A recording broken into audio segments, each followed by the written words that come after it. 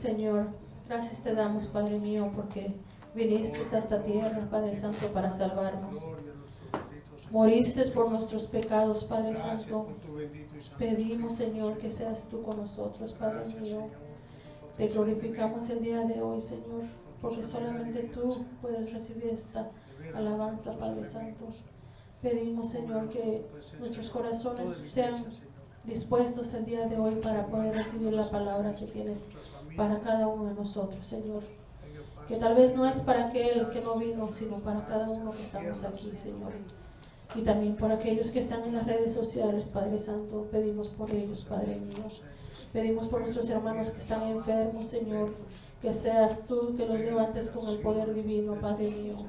Que seas tú que le bendigas en cada uno de ellos, en sus familias, Padre Santo, y que traigas, Señor, las bendiciones y las gracias, Señor, que solamente tú derramas, Padre mío. Pedimos que tú bendigas a nuestro pastor, Señor, que sigas derramando sabiduría en él, Señor, inteligencia y conocimiento, Padre mío, para que pueda traernos esta palabra en este día y todos los domingos, Padre Santo. Gracias te damos, Señor, y tu pueblo te dice, en el nombre de tu Hijo Jesucristo. Amén. Amén.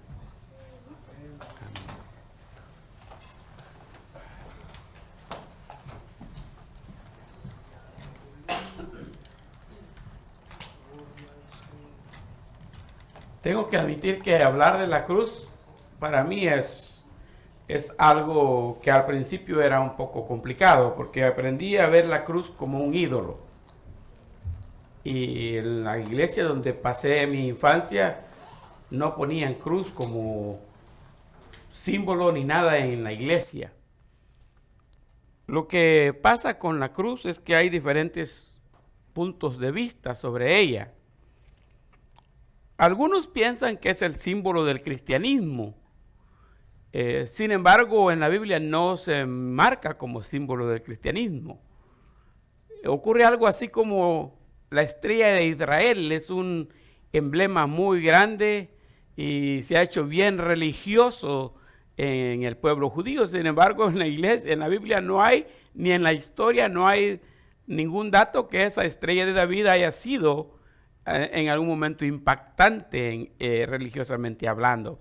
Es algo nuevo y algo más traído por la política como símbolo patriótico que como símbolo religioso.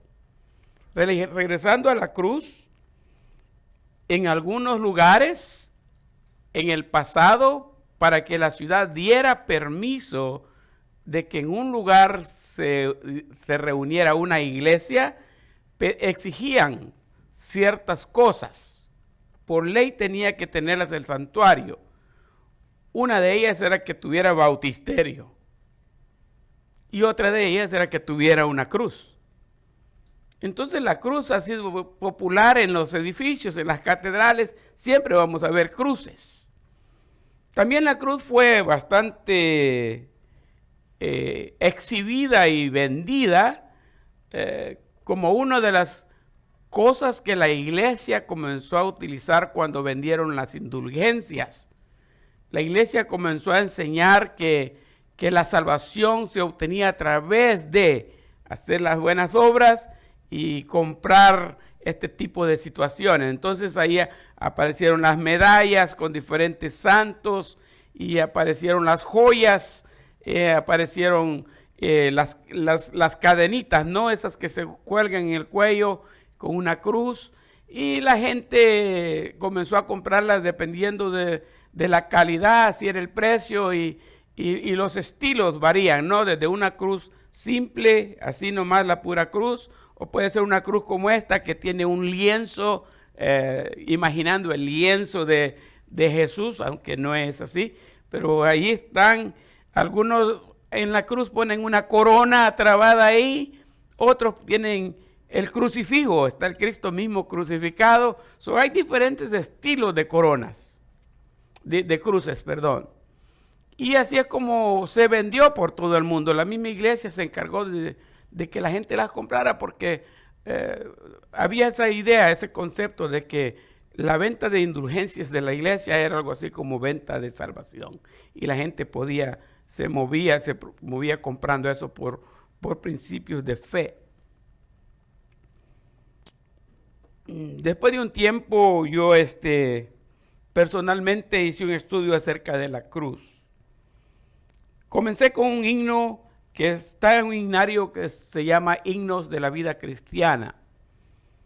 El himno se llama En la Vergonzosa Cruz. Después encontré otro himno en un himnario que se llamaba Himnos Inspirados.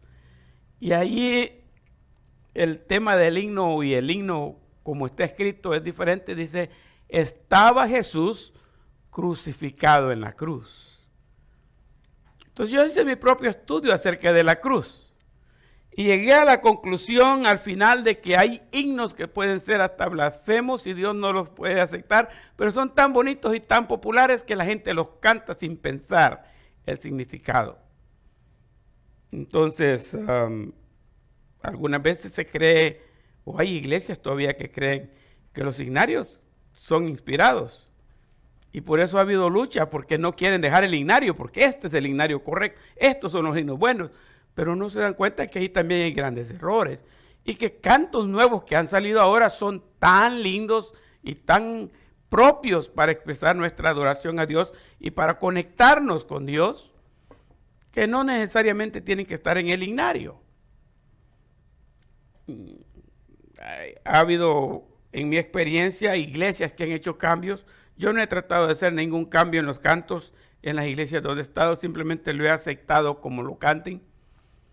Pero hay gente que ha hecho algunos cambios y no lo cantan. Hay frases que les cantan diferentes cuando tienen que hablar de la cruz. Uno de ellos es me hirió el pecado. Me hirió el pecado, fui a Jesús y mostréle mi dolor, todo está bien. Pero después dice el coro, en la cruz, yo primero vi la luz. La cruz no me enseñó la luz, es Cristo que me da la luz, Él es la luz. Y las manchas de mi alma yo lavé. La cruz no me lava las manchas, me las lava la sangre preciosa de Cristo que derramó en la cruz, que es otra cosa. Fue ahí por fe. Entonces es bien complicado cuando nosotros vemos despacio ese tipo de himnos y lo analizamos bien. Nos damos cuenta que más bien estamos cantando un error. Vendría a ser equivalente a cantar cualquier canto moderno de hoy, que también tienen errores. Y aunque la intención de los autores es hacer el bien, muchas veces terminamos apoyando en la alabanza algo que no está bien. Lo que sí es cierto es que tenemos que buscar cantos que primero vayan directamente a Dios. Dentro de ese estudio encontré algunos cantos que me impactaron. Hay himnos bonitos. Oh, qué amigo nos es Cristo, Él llevó nuestro dolor. Él nos manda que llevemos todo a Dios en oración. Lindo canto, muy bonito. Sin embargo, no se lo estamos cantando a Dios. Estamos diciendo que Dios es amigo de nosotros, pero no está diciendo que nosotros somos amigos de Dios en ningún momento en el canto. Y vienen a tornarse alabanzas que en lugar de llevarnos nosotros a Dios, nos trae de Dios para acá. Y por eso sentimos algo bien. Pero nuestra meta debe ser adorar a Dios. Entonces hay que cantar, cuán grande es Él. Eso sí es para Dios. Oh Dios eterno, tu misericordia. Es algo dirigido a Dios. Ya saben ustedes que me gusta la alabanza bastante. Y todo tipo de alabanza, todo tipo de ritmo. Eso lo digo casi siempre. Y pedí a mi hijo, a Alex, que si para esta serie, porque yo había ya nombrado la serie Aquella Cruz, si nos cantaba este canto, Aquella Cruz. Por eso el segundo himno que entonamos se titula así, Aquella Cruz. Y usted puede darse cuenta qué mensaje tan lindo que tiene eso para nosotros. Hoy día la cruz puede ser para muchos un simple amuleto. Y cuando sienten la necesidad o se presienten el peligro o la aflicción, pueden agarrarla y usarla para ahuyentar los malos espíritus. Algunas veces solo le dan un beso.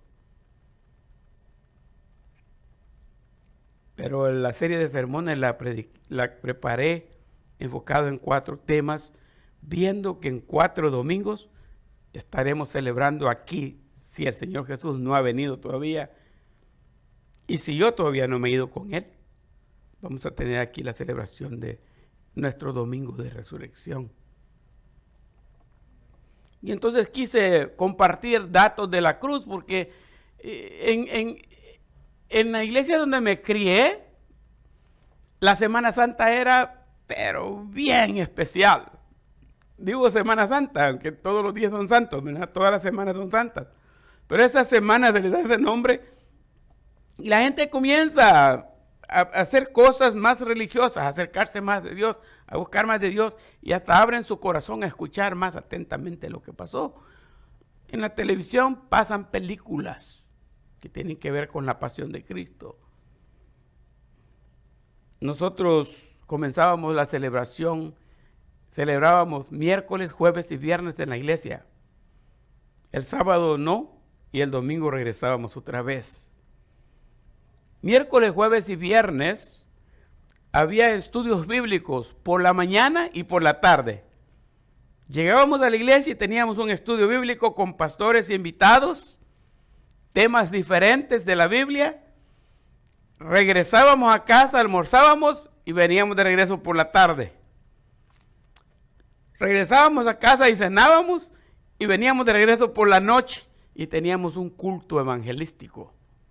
Y se llenaba la iglesia en los 3 cultos, los 3 días. Y el sábado pues daban oportunidad de que la gente disfrutara como familia. Algunos sí iban a la playa o a bañarse, porque es sábado de gloria y la tradición era visitar las playas y los ríos, los lagos. Pero otros consideraban que eso era parte del mundo y que el cristiano no debería estar involucrado y se quedaban en casa. Si Jesús reposó en la tumba el sábado, nosotros reposamos también de actividades y regresamos el domingo. El domingo teníamos culto matutino. El culto de resurrección tenía que hacerse bien temprano en la mañana, porque simplemente la Biblia dice que el primer día de la semana, muy temprano de la mañana, las mujeres vinieron al sepulcro y lo hallaron vacío. No era a las 10 de la mañana como venimos nosotros, ¿verdad? Era muy temprano en la mañana. Y si las mujeres se dieron cuenta de la resurrección de Cristo bien temprano en la mañana, vamos a venir temprano. O sea, a las 6 de la mañana estaba el culto programado. Y regresábamos después para la escuela dominical. Poco a poco eso ha ido perdiendo el valor. Hasta que ahora hemos llegado al punto donde la Semana Santa, especialmente en este país, como que no existe. Las iglesias no tienen programas especiales. En esta conferencia, en esta convención de iglesias bautistas, vine a encontrarme desde el primer año que aparecí. Una de mis primeras presentaciones fue en el culto de las 7 palabras. Porque el Viernes Santo hay como una tradición de juntarse las iglesias y tener un culto que llaman así las 7 palabras. Y hay muchas iglesias locales, me he dado cuenta, que hacen el culto de las 7 palabras. No sé ni por qué le llaman así, porque alguien predicó por primera vez un sermón que le llamó las 7 palabras, pero realmente son 7 frases, no son palabras. Son bastantes palabras, a veces en una sola frase están las 7. Entonces, Viernes Santo hay algún ruido. Pero si no, volvemos hasta el domingo como que si fuera algo muy tradicional. Y se ve como un domingo cualquiera. Como entre semana, en la Semana Santa, no podemos hacer eventos especiales, no hay días especiales. Todos aquí seguimos la vida americana de trabajar y trabajar y trabajar y trabajar y trabajar. y podríamos decir hacer dinero, pero no es cierto, ¿verdad? Siempre no tenemos dinero, no nos alcanza, por más que trabajemos. Pero no tenemos el tiempo para estar en la iglesia esos días. Entonces, en mi interior desde hace un tiempo me he proyectado para que cuando viene la Semana Santa, preparar una serie de sermones, para que por lo menos no sea solo un domingo que celebra la resurrección de Cristo, sino que sean varios domingos que predisponemos nuestro corazón y aprendemos un poco más de su palabra. Hermano Andrés, al final del estudio dio los 4 temas que vamos a estar analizando durante estos 4 domingos. Aquella cruz en la resurrección de Cristo es del final, el mero domingo de resurrección. Pero ahora nos corresponde ver aquella cruz en los discípulos. Para cada uno he agarrado un versículo lema, y este es el de San Mateo capítulo 16 y versículo 24. San Mateo 16, 24 lo escribía al lado. Hay un art in design ahí que Alex hace para la serie de sermones y estoy contento. Se ve muy bonita la presentación de este diseño, ¿no? Lo hemos tenido en los cantos y yo lo utilicé también para mi mensaje. Al lado dice el versículo: luego Jesús dijo a sus discípulos: si alguno de ustedes quiere ser mi seguidor, tiene que abandonar su propia manera de vivir, tomar su cruz y seguirme. Por un tiempo utilizaba la versión Reina Valera contemporánea como mi preferida, pero últimamente estoy usando más la Nueva Traducción Viviente. Siento que el lenguaje está mucho más, se identifica mucho más con nosotros, con nuestro tiempo que vivimos. Entonces Jesús les dijo: si alguno de ustedes, y como tenemos que definir algunas veces palabras, no voy a hacerlo, pero piense bien, si alguno de ustedes, Jesucristo está hablando a un grupo, son discípulos. Y muchas veces tendemos nosotros a confundir la palabra discípulo. Acuérdate que discípulo simplemente significa un seguidor de Cristo, un alumno de Jesucristo, uno que aprende de su maestro. Por eso ellos le decían maestro, porque él era el que los discipulaba a ellos. Pero no eran solo 12. 12 es lo que se conoce teológicamente y doctrinalmente hablando como los apóstoles. Pero discípulos eran bastantes y eran también hombres y mujeres. Habían mezcla. La gente que seguía a Jesús, que había creído en él, eran instruidos por él. Eran instruidos por él. Eran discípulos de Jesucristo. Así que cuando decimos la palabra discípulo, no necesariamente estamos hablando de 12 discípulos, sino estamos hablando de todos los que eran seguidores de Cristo en aquel entonces. Si alguno de ustedes quiere ser mi seguidor, posiblemente ya habían creído en él, pero algunos no le seguían. Quizá habían creído en él porque pasó por ahí, hizo un milagro y creyeron en él, pero ellos se quedaron en casa, siguieron con su vida normal. Cuando había chance iban y lo veían otra vez, iban y estaban con él, pero siempre seguían con su vida rutinaria. La aclaración de Jesús es: si alguno de ustedes quiere ser mi seguidor. Está hablando al grupo, pero está hablando también individualmente, personalmente. Alguno de ustedes, dice mi seguidor. Habla de individualmente. Tiene cada quien que hacer una decisión. ¿Cuál es la decisión? Tiene que abandonar su propia manera de vivir. Y luego dice, tomar su cruz. ¿Cuál cruz? El tema dice, aquella cruz, ¿verdad? Tomar su cruz y seguirme. Cuando él pronunció estas palabras, Cristo no había tomado la cruz literalmente. Él no había sido arrestado, él andaba libre. Es obvio que no estaba hablando de una cruz literal de madera como todos las conocían en aquel entonces. Las cruces eran populares entonces y habían varios tipos, mínimo 4 diferentes tipos de cruces que en aquel entonces se utilizaban y por eso las conocía la gente. Pero no era tan popular y no era tan famosa porque a la gente le gustaran las cruces. Hoy les gustan las cruces y se las cuelgan aquí. En aquel entonces, una cruz era símbolo de vergüenza y daría pena andarla cargando. Lo menos relacionado con una cruz que estuviera uno, mejor era. Porque una cruz era símbolo de malhechor. Las cruces existían como pena de muerte para los criminales, para los asesinos. Y ustedes quizás no tuvieran problemas, el problema que yo tuve cuando recibí una mordida de perro en esta parte y me desgarró todo el rostro.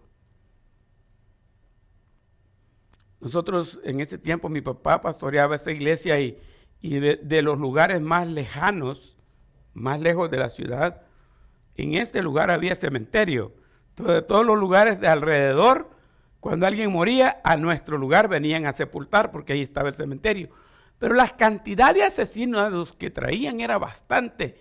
Bien seguido estaba un muerto ahí, que lo habían bajado porque eran montañas. En hamaca traían el muerto, lo ponían en la calle y ahí lo dejaban un tiempo porque tenían que dar parte y el juez de paz tenía que venir y reconocerlo y darlo por muerto antes de sepultarlo en el cementerio. Entonces nosotros nos fuimos expuestos a ver asesinatos desde la infancia. Cuando alguien se salvaba de que lo mataran, la otra cosa era que no siempre eran muertos a balazos, a veces eran con machete. Y la gente era herida de la cabeza, del rostro. Y cuando alguien se salvaba, le quedaban las grandes cicatrices en la cara. Por poco, y no cuenta el cuento, pero ahí están las marcas de que por andar de peleonero y andar desenvainando y andar ahí con machetes y peleándose, por poco y se muere. Quizás el otro fue el que murió. Cuando usted venía en el bus y se subía a alguien que venía con marcas así, usted como que decía, este no es buena pieza. Y trataba de mantener la distancia. Cuando el perro me mordió a mí, me quedaron las cicatrices, ¿qué creen que había en mi mente? Ahora yo también me veo como uno de ellos. Y me daba vergüenza. Yo lloraba y también oraba a Dios. ¿Por qué? Bueno, Dios permite esas cosas para que uno también aprenda las lecciones. No todos los que andaban marcados eran delincuentes. Por accidentes o por otras cosas podían estar marcados. Pero me daba vergüenza mi rostro. Gracias al Señor después cambió, ¿no? Al grado que hasta encontré novia y me casé. No hubo problemas, ¿no? Pero esas marcas uno no quiere andarlas exhibiendo. De manera que cuando Cristo les dijo a los discípulos, tomen su cruz, ¿qué pensaron ellos? ¡Ah, qué orgullo andar una cruz ahora!, ¿no? No. El ambiente no estaba para sentirse orgulloso. Que le dijera tome su cruz no era algo fácil. Ahora, interesante es el caso, porque el sermón que elegí hoy tiene que ver con la cruz de los discípulos, pero después voy a ver la cruz en el Monte Calvario y después voy a ver la cruz en la resurrección. Más bien tendría que hablar de que esta sería la cruz de después de la resurrección. Ya que Cristo había pasado por el proceso literal de la cruz, ellos iban a entender mejor lo que quería decir. Entonces, en la cruz de los discípulos, cuando digo de los discípulos o en los discípulos, estoy hablando de que si después que Cristo murió, la iglesia siguió creciendo, siguieron habiendo discípulos de Cristo. Y si usted es un seguidor de Cristo, usted también es un discípulo de Jesucristo. O sea, los discípulos siguen existiendo hoy. Los apóstoles no, pero los discípulos sí. Siguen existiendo hoy. Seguimos existiendo hoy. Es más, la filosofía mía es que debemos ser una iglesia que crea discípulos, porque es de la gran comisión. Id y hacer discípulos. Entonces tenemos que ser una iglesia que haga discípulos, pero que esos discípulos también hagan discípulos. Tenemos no solo que hacer discípulos, sino que hacer discípulos que hagan discípulos, para que siga el hilo de la iglesia y el evangelio siga proclamándose. Pero vamos a utilizar el tiempo de allá de la cruz de Cristo en Semana Santa y vamos a ver algunas actitudes que se toman referente a la cruz de Cristo, viendo al Cristo ahora crucificado, ¿no? Aparte, preparé para este tema, porque no hay mucho tiempo para extenderse, 3 clases de actitudes hacia la cruz. Estamos hablando de nosotros como discípulos. Y la idea es que nos comparemos con actitudes bíblicas de la gente que vivió en aquel tiempo la experiencia del Cristo crucificado. La primera actitud que quiero compartir es la actitud de burla. La cruz era recibido en cierta manera como un acto de burla. El apóstol Pablo, en 1 Corintios 1:18, escribió este versículo que dice así: porque la palabra de la cruz es ¿qué? Es locura a los que se pierden, pero a los que se salvan, esto es a nosotros, es poder de Dios. Es poder de Dios. 1 Corintios 1:18. El apóstol Pablo está diciendo que la palabra de la cruz, está hablando del evangelio, es locura. Y sí, el bullying cristiano que nosotros recibimos eran cosas como: ahí vienen los aleluyas, ahí viene el gloria a Dios, ahí viene el hermano, la hermana, y se burlaban de esa manera de nosotros. El evangelio, el tratado, lo menospreciaban. No quieren saber nada de eso, lo ven como una broma. El bullying hoy es un poco más distante, pero siempre dicen: lo que quieren es mi dinero y mi cartera. Olvídense del evangelio, olvídense de que hay salvación. Pero dice el versículo: a los que se pierden. Porque hace 2 grupos de personas: unos los que se pierden y otros los que se salvan. Podemos darnos cuenta que para los que se salvan, la cruz es poder de Dios. Y Pablo va a decirlo en Romanos 1:17, va a decir 16, va a decir: porque no me avergüenzo del evangelio, porque es poder de Dios para salvación a todo aquel que cree, al judío primeramente y también al griego. 2 grupos ahí, judíos y griegos.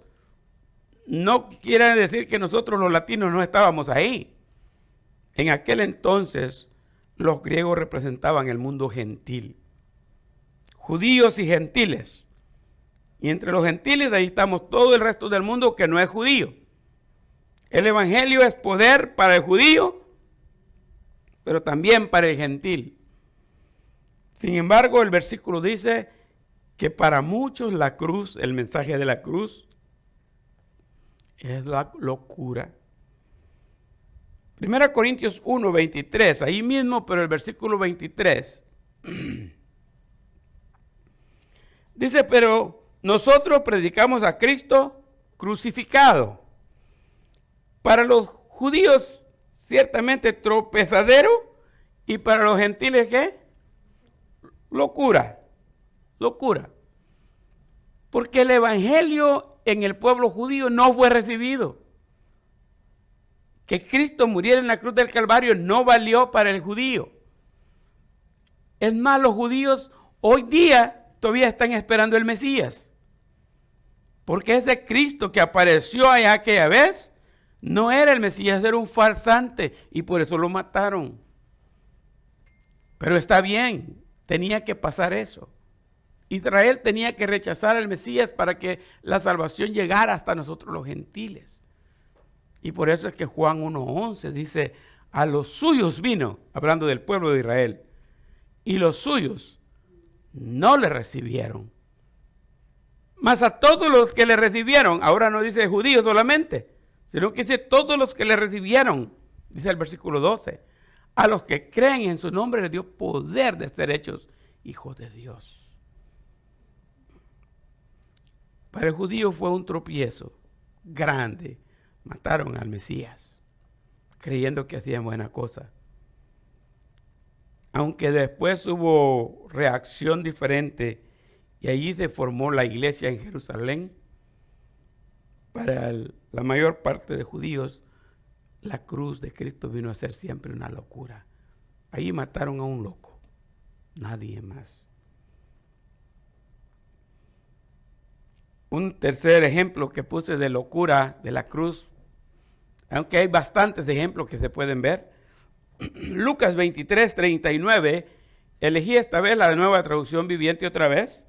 Lucas 23:39, cuando yo les leo, ustedes se dan cuenta de la historia porque ya la saben. Dice, uno de los criminales colgados junto a él, hablando de Cristo, se burló.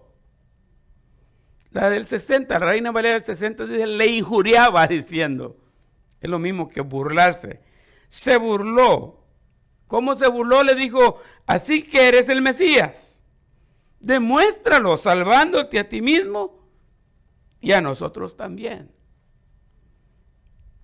Uno de los criminales, ladrones, dice en otra ocasión, uno de los ladrones crucificado al lado de Cristo, también se burlaba de él.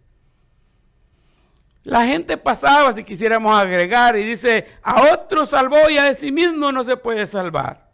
Y venía otro por ahí y decía, tú que tienes poder de destruir el templo y reconstruirlo en 3 días, ¿no puedes descender de esa cruz? Se burlaban de él. Algunos todavía ahí donde estaba crucificado le escupían. La gente se reía de él.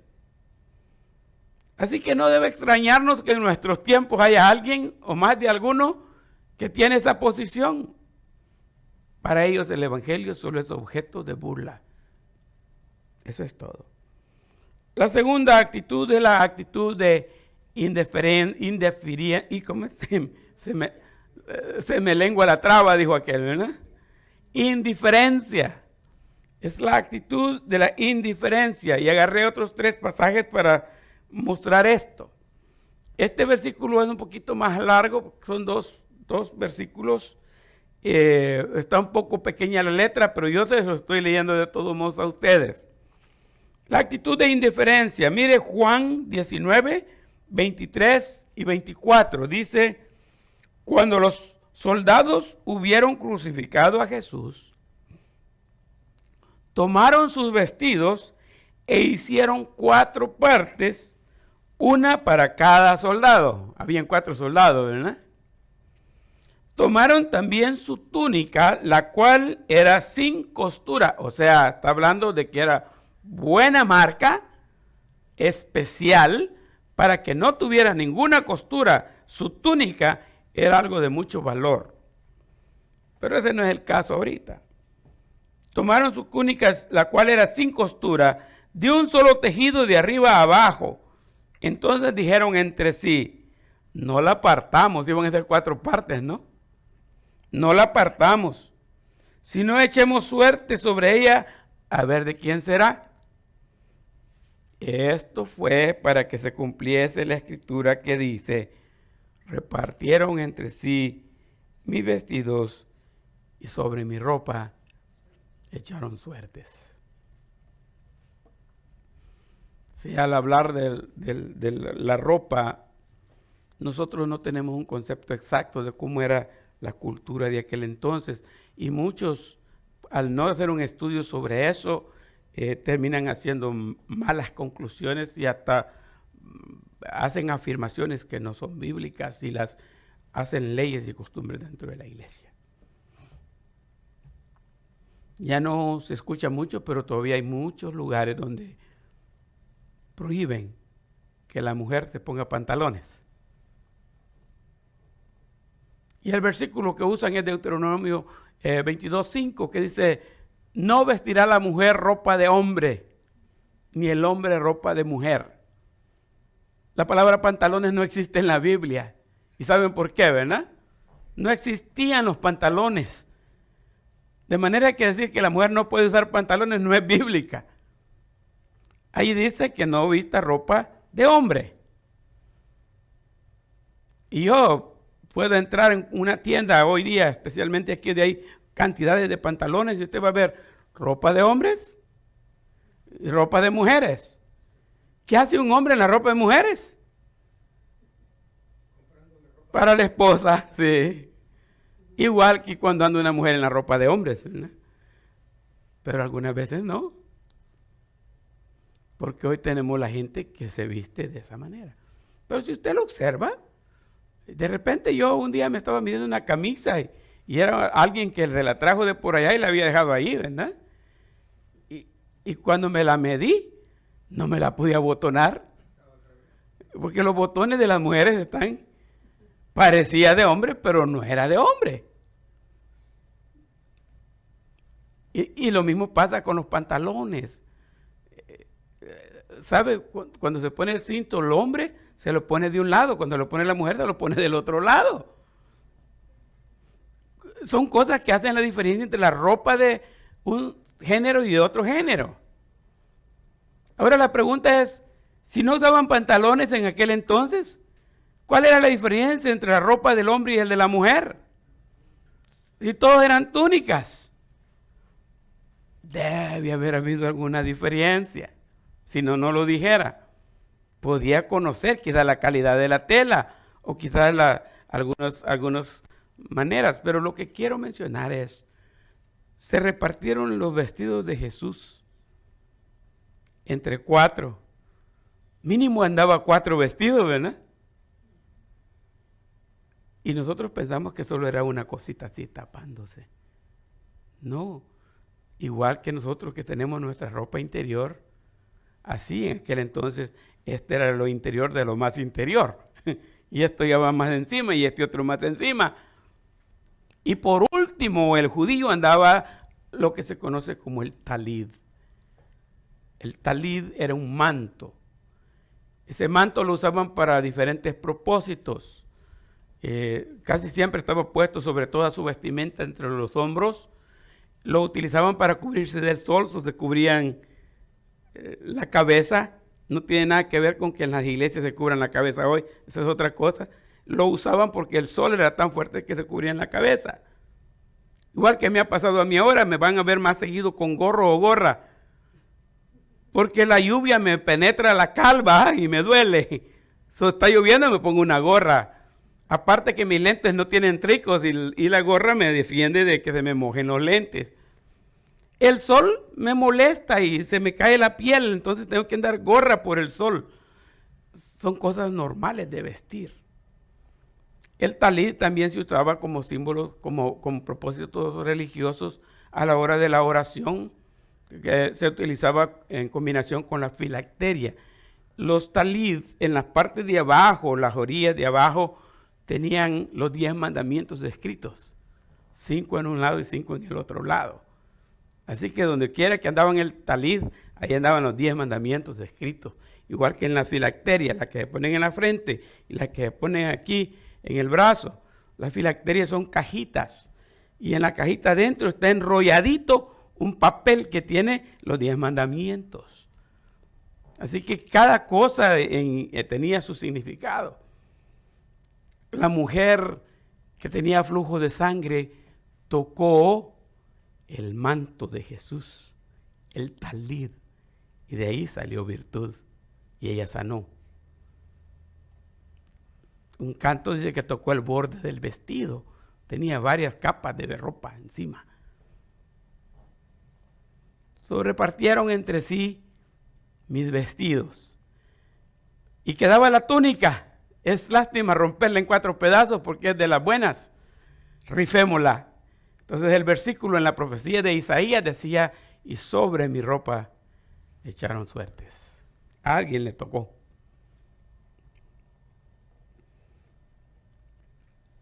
Si nosotros hubiéramos tenido la oportunidad, tal vez hasta hoy guardaríamos esa ropa. Y para nosotros sería tan valiosa, pero tan importante tenerla. Yo en mi colección tenía un botencito con mirra. No era fácil para mí encontrar o conocer la mirra. Ahí la guardo. Otros la usan como perfume así, ya estuvo, pero yo no, esta es para coleccionarla, esta es para guardarla. Tienen un significado diferente. Pero para la gente de aquel entonces, lo que hicieron fue más una actitud de burla, una actitud de indiferencia. Esto no significa nada.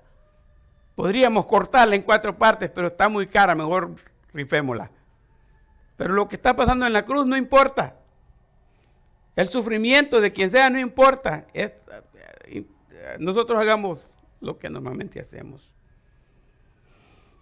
Y un versículo más está en Lucas 19, versículos 47 y 48.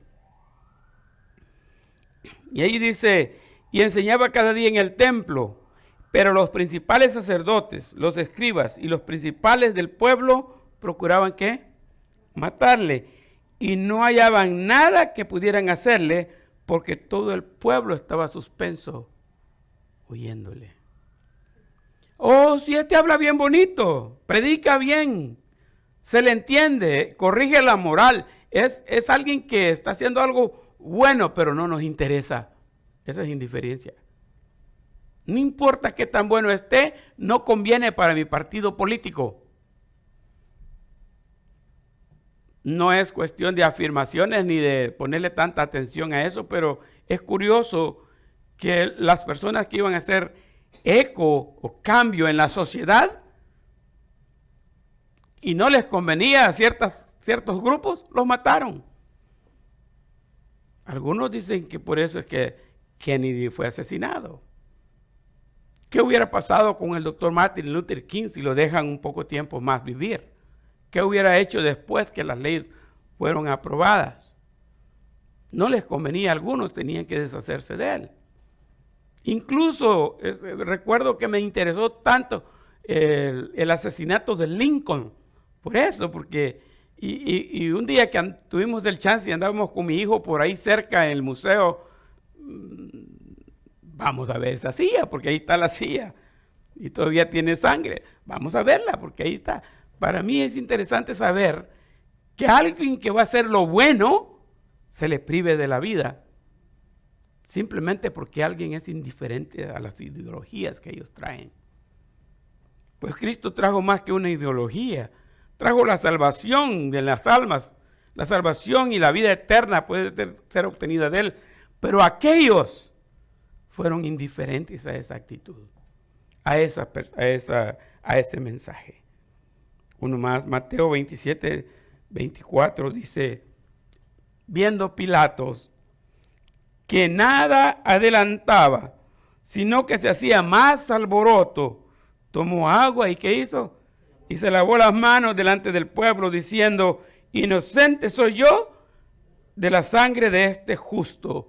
Allá vosotros, y ustedes ya saben lo que pasó. Pilatos tuvo el chance de creer y de evitar que lo mataran. Y qué bueno que no lo hizo, porque nosotros no fuéramos salvos. Pero mire la indiferencia con que actuó. Y desde entonces todavía ese es un símbolo. Yo me lavo las manos, aunque no nos lavemos las manos, pero algunas veces lo usamos como un dicho. Yo de esas cosas me lavo las manos, no tengo nada que ver. Esa es una actitud de indiferencia. La gente no quiere nada que ver con el evangelio. Algunos de ellos bien convencidos. La vez pasada le mencionaba de un primo, dice, no, si yo sé que el evangelio es la verdad. Lo que pasa es que yo soy un bruto. Yo soy un terco y no quiero aceptarlo. Pero que la verdad es la verdad. Y estoy consciente que me voy a ir al infierno. Imagínense. Imagínense hasta qué punto la indiferencia al evangelio. Existe esa indiferencia hoy día. Y la tercera es la actitud de creyente. La actitud de creyente, utilicé algunos, pero para cada uno de estos ustedes saben que hay bastante pasaje, bastante información. La actitud de creyente, primero utilicé esta, la del apóstol Pedro. Mire Pedro, Lucas 5:8 dice, viendo esto Simón Pedro, ¿qué hizo?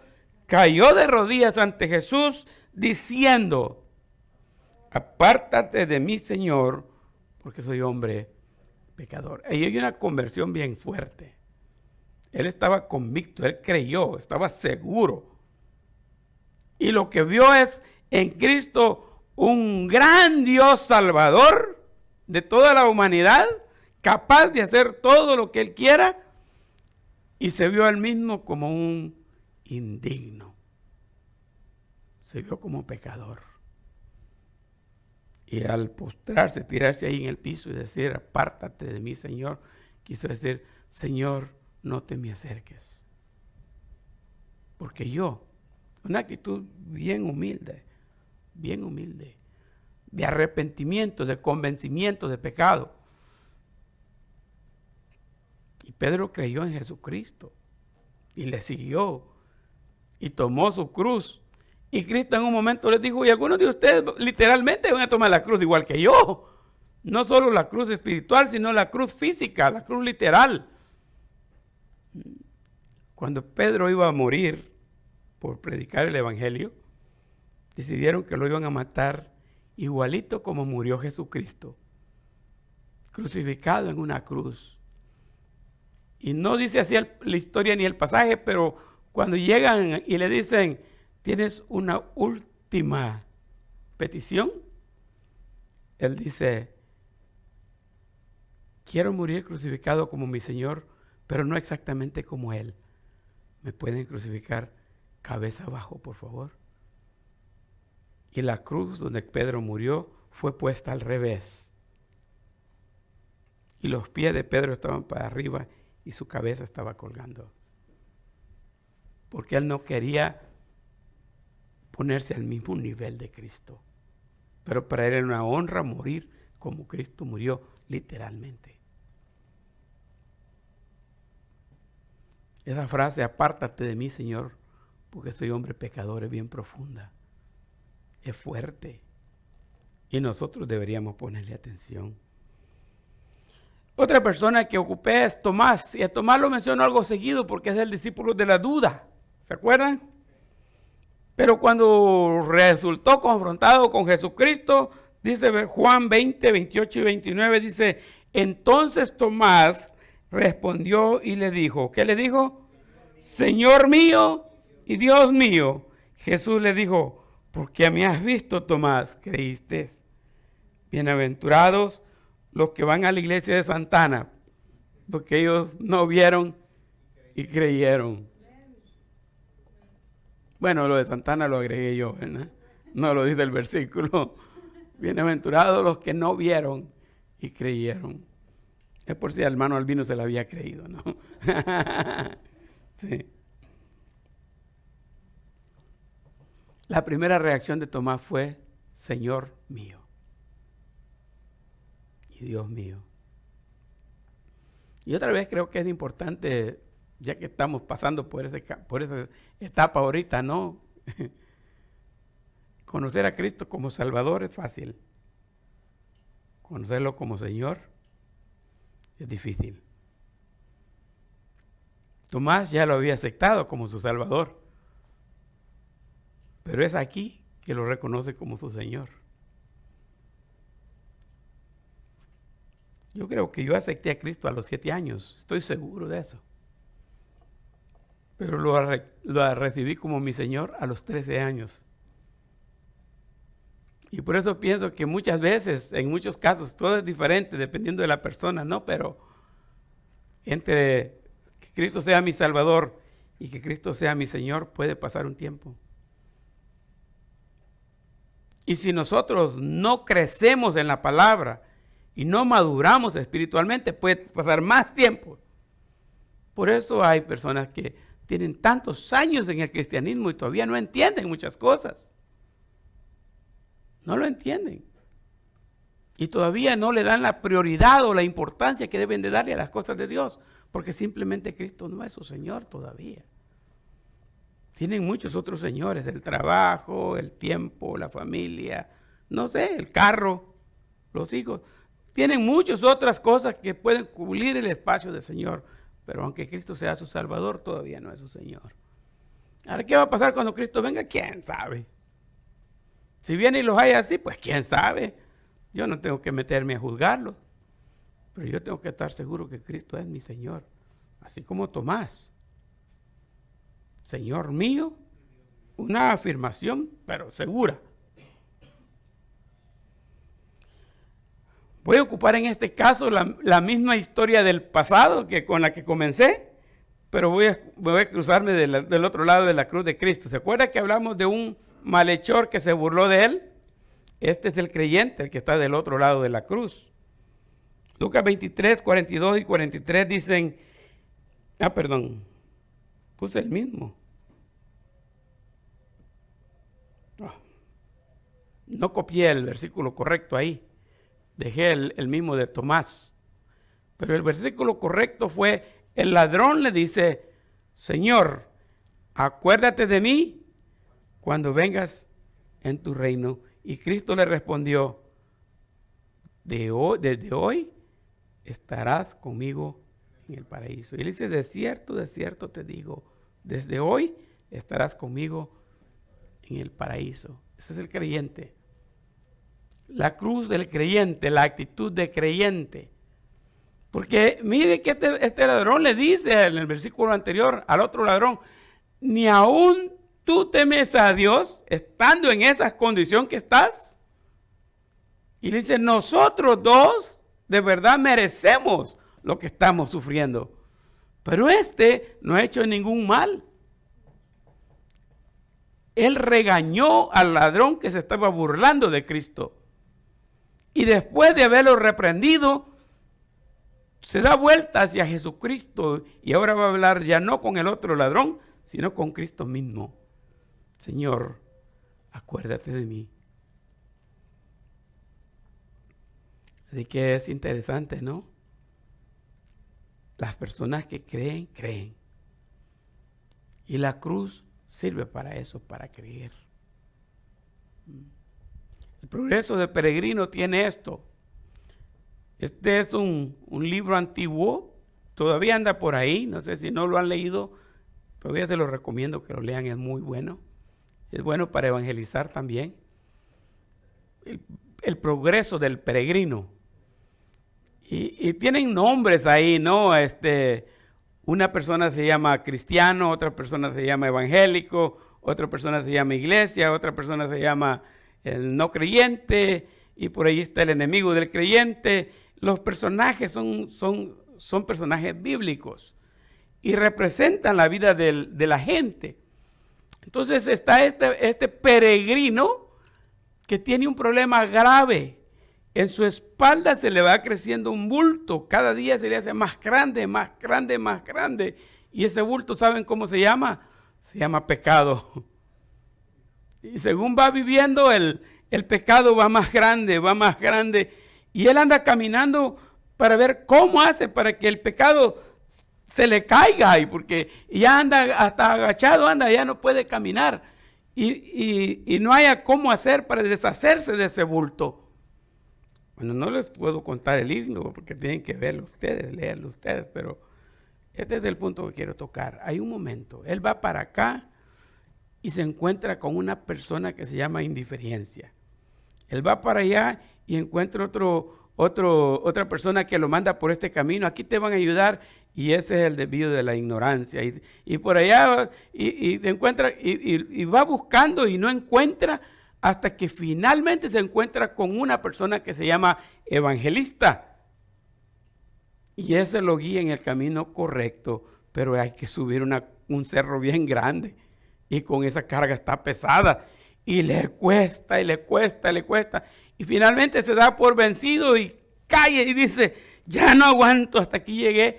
Y abre los ojos y mira ahí que es un palo, y sigue el palo, y en el palo arriba está alguien crucificado. Él llegó a la cruz de Cristo. Y ahí, cuando él se entrega a Jesucristo, la carga se le suelta de la espalda y rueda todo por el cerro para abajo. Hasta con cosas cómicas de las conté. No termina ahí, porque él va camino al cielo, tiene que llegar al cielo, así que lean el libro. También hay una película, nosotros usábamos esa película para evangelizar, la proyectábamos en las plazas, en los parques, en el tiempo que para la gente las pantallas eran muy atractivas, ¿no? Ahora le andan en la palma de la mano y en su teléfono, no les atrae eso, pero nosotros poníamos una manta o buscábamos una Casa Blanca, y en la pared de la Casa Blanca, ahí proyectábamos. Todavía se proyectaba, era un niño yo todavía, entonces proyectábamos, pero yo no lo hacía, ¿verdad? Yo era testigo nomás, pero todavía usaban esos cartuchos así grandototes de cinta, y el proyector era que lo tenía que meter aquí usted, luego pasar la cinta por algunos lugares y enrollarlo en uno vacío allá. Entonces cuando estaban girando, la cinta pasaba por el proyector, y así se veía todo, ¿no? No es ciencia ficción, es para el otro lado. Es al revés la cosa. Entonces, sí. Encontrarse con la cruz de Cristo es lo mejor que a nosotros nos puede pasar. Y para mí la cruz no es un ídolo. Pero si yo miro una cruz, puedo pensar, si está ahí Cristo crucificado, es un problema. Porque la cruz no tiene a Cristo. Cristo descendió de la cruz. Fue sepultado. Y Cristo también venció el sepulcro. Y fue resucitado. De modo que yo hago la diferencia ahora. ¿Está bien tener una cruz? Sí, está bien tener una cruz. Si usted quiere, le gusta, téngala. No es que tenga una obsesión por cruces. No tiene que pagar tanto por una cruz. Pero sepa el significado de esa cruz. Y creo que colgarse una cruz aquí es una cosa, y colgarse un crucifijo es otra cosa. Porque el crucifijo tiene a Cristo todavía ahí, todo raro, ¿no? Inmóvil, alguien sin poder. ¿Para qué quiero yo algún Cristo sin poder? Muerto ahí. No, el Cristo mío está vivo. Ya estuvimos en Santa Ana, en un viaje corto misionero que hicimos, en una misión donde trabajan con jóvenes y les ayudan a salir de sus problemas que tienen en la sociedad, y los ponen a hacer cosas ahí, entretenerlos, que ocupen bien el tiempo para que su mente se distraiga, y buscan la manera de aprender algo en la vida y después hacer dinero, ¿no? Entonces, con mi esposa mi esposa y Jessica andaba con nosotros, los tres andábamos en el grupo misionero que andábamos en un bus allá, y trajimos ahí unos zapatos, unas sandalias de cuero que el grupo de jóvenes de ahí, de las personas que estaban en la misión, las hacían. Y las hacían, pero fíjense dónde comenzaban, yendo a los basureros a buscar pedazos de cuero que están ahí tirados. Y de puro recycle hacían sus zapatos bien bonitos, hasta con decoraciones y todo, que no parecían. $6 valía el par. Bien baratos, puro cuero. Y trajimos nosotros nomás para enseñarle a la iglesia lo que hacían los hermanos. De las botellas de vidrio que ya están quebradas, pedazos de vidrio así, habían algunos que trabajaban con vidrio. Y yo traje conmigo una cruz. Le iba a enseñar la foto, pero pensé ya muy tarde y no tuve tiempo de buscarla en mi archivo. Pero ahí tengo la foto, y tengo la cruz también en algún lado ahí en la casa, la tengo guardada. Una crucita de este tamaño, de color verde, porque la botella que estaba quebrada era verde. Y está la crucita bien hechita, y con fuego, no sé con qué cosas ahí, pero la hacen bien formalito el vidrio. Una crucecita de vidrio, con su hoyito arriba y un cordoncito para colgar aquí. Ya, yo me traje una de esas. De vez en cuando acuerdo, esta es la cruz que me dieron allá. Ya no lo veo como un ídolo. No lo veo la cruz como un amuleto. Pero la cruz me recuerda que el precio que Cristo pagó por mi pecado fue caro. Fue caro. Más bien, no tiene precio. La sangre de Él no tiene precio. 3 grupos de personas vimos, ¿no? Cerramos con esta. ¿Con cuál grupo se identifica usted? ¿Cuál de esos 3 grupos? Uno, con los que miraron la cruz para burlarse de ella, o de ello, o de él. Otro, con los que miraron la cruz con indiferencia. O 3, con el ladrón que miró la cruz como una oportunidad para perdón de pecados, para salvación y para vida eterna. Esa es aquella cruz de la que les quería hablar. La cruz del discípulo es para nosotros hoy día. El domingo vamos a hablar de otra cruz. La misma cruz, pero con énfasis en otra cosa, ¿no?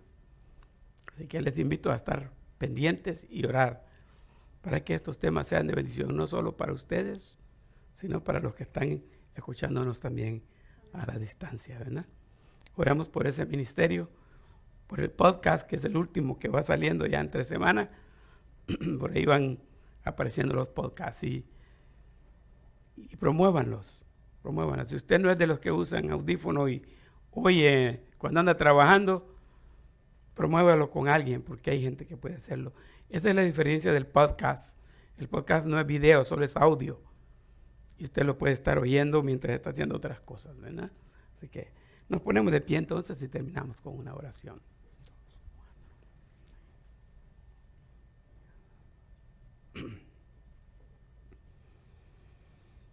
Nuestro buen Dios y nuestro Padre eterno que estás en el cielo, te damos muchas gracias por este día. Porque el grupo de personas que estamos aquí hoy aprendimos algo más sobre la cruz. Y tú nos tenías un mensaje para hoy, que valoremos lo que Cristo hizo en esa cruz. Y que tomemos en cuenta lo importante que es para nosotros ver ese sacrificio como algo bello, no como algo negativo, sino como algo positivo. Y que eso nos inspire para servirte con integridad. Y que podamos nosotros cada día tomar esa cruz y llevarla en alto. Esa cruz que nos hace sacrificar nuestros placeres. Nos hace que nuestros deseos no tengan valor. Que nuestra voluntad se apegue a la voluntad tuya. Y que nosotros nos enfoquemos en quién eres tú más que en quién somos nosotros. Ayúdanos a evitar ser como Pilatos y llegar a momentos donde pensamos esto no es conmigo y lo ignoremos. Ayúdanos a evitar caer en casos como el de Tomás, que tuvo que ser confrontado para entender la realidad. Señor, los confrontamientos de hoy día siguen existiendo con tu palabra y con tu llamado. Solo que en esta ocasión quizás no se usan las manos tuyas horadadas para meter los dedos, sino que usas un evento en nuestra vida que nos aflige. Quizás un accidente, quizás una enfermedad. Dios, ayúdanos para que en cualquier cosa que pase en nuestra vida, pensemos cuál es tu voluntad en ello. ¿Será que nos estás llamando? Nos estás pidiendo que nos mantengamos ese enfoque en quién es Cristo para nosotros. Y que podamos tener ese valor de seguir adelante predicando, proclamando el Evangelio. No importa si la gente no cree o si lo ve con indiferencia, que nuestro trabajo siempre sea realizado. Gracias, Dios, por darnos esta iglesia, este templo donde podemos testificar de tu verdad. Y ayúdanos para que si a la distancia alguien ha escuchado y ha entendido y quiere hacer algún ajuste, algún cambio en sus vidas, dale esa oportunidad, Dios. Nosotros ahora vamos para casa, cada quien a diferentes lugares, pero tú vas con nosotros. Por favor, bendícenos, Señor, en nuestro andar. Bendice nuestras casas, nuestras familias. Bendice las escuelas donde estudian nuestros hijos. Bendice los trabajos donde nosotros nos ganamos el pan de cada día. Bendícenos en todo lo que hagamos, Señor. Esta semana la ponemos en tus manos. Lo pedimos todo en el nombre de Cristo Jesús. Amén. Dios nos bendiga, hermanos.